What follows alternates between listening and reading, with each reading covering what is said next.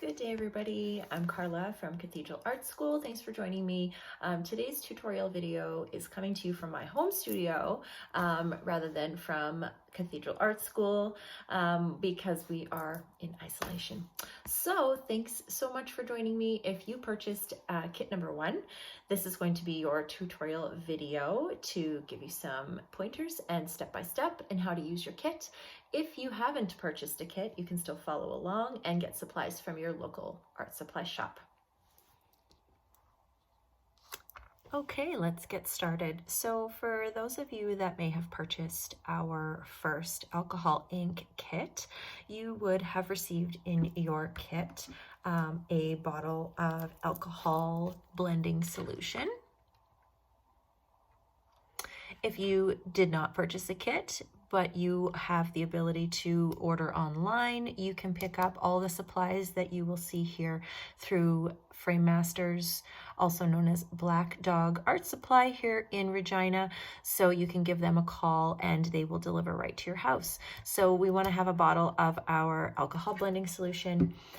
In your kit, you also have a purple Ranger ink, a pink, I'm using Purple Twilight and Wild Plum, and you also would have had a blue in it as well, and today I'm using Stonewashed.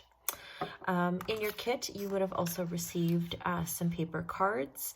So this is, you can use a Yupo paper, which you can purchase through Black Dog Art Supply, or you can use Staples brand photo paper, which works really awesome as well.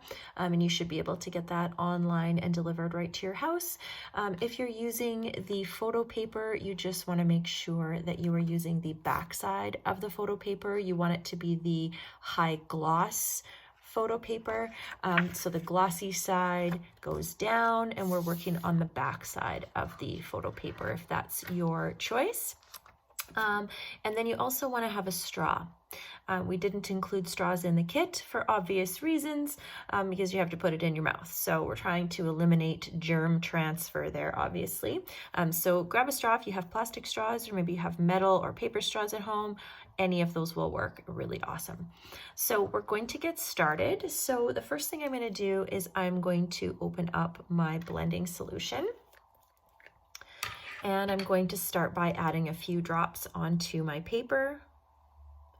And I'm going to space them out a little bit. Then I'm going to start with my first color, which is the Wild Plum.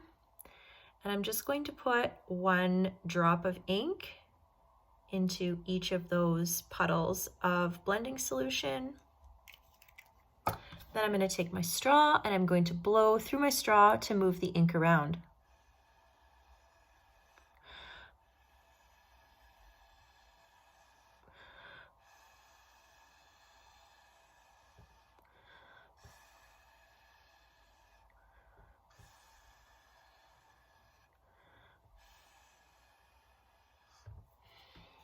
Okay, so I'm really liking how that's looking. Now I'm going to add in some of my Purple Twilight.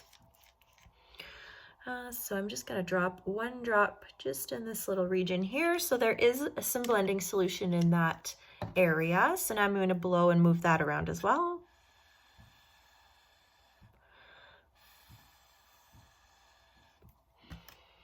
Okay, and I can go back in and add a little bit more blending solution on top of my color.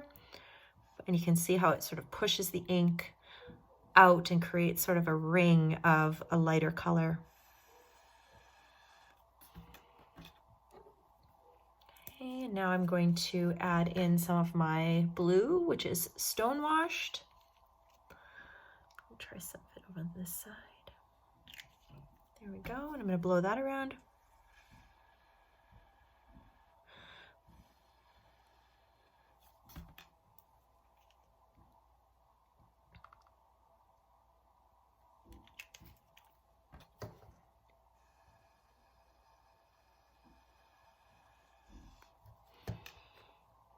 Okay, I think I'm going to add a little bit of blending solution. I kind of want to push some of this color into the center a little bit, so I'm going to add a little drop there, and you can see how it's sort of moving the color into the center.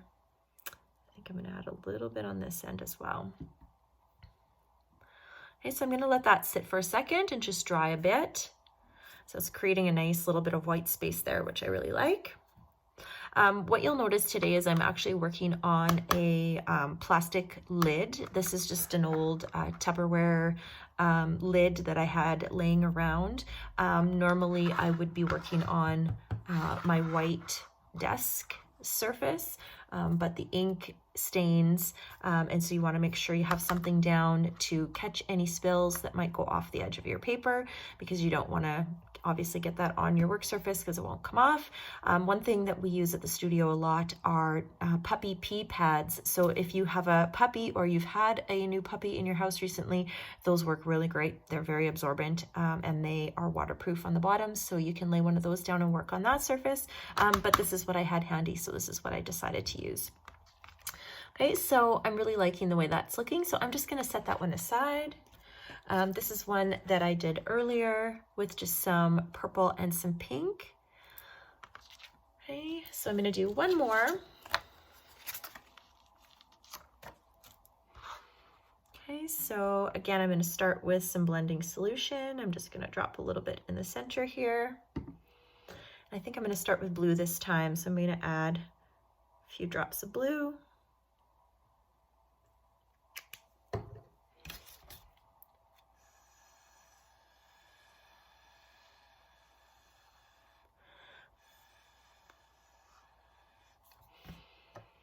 I think some purple would be nice in this one.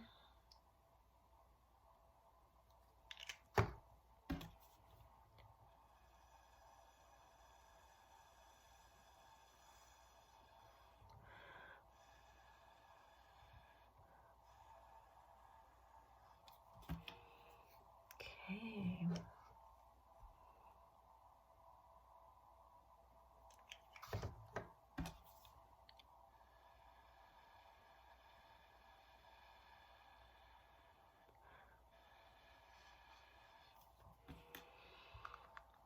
Okay, enjoying that. Maybe a little bit of pink. I feel like it needs a bit of pink. There we go.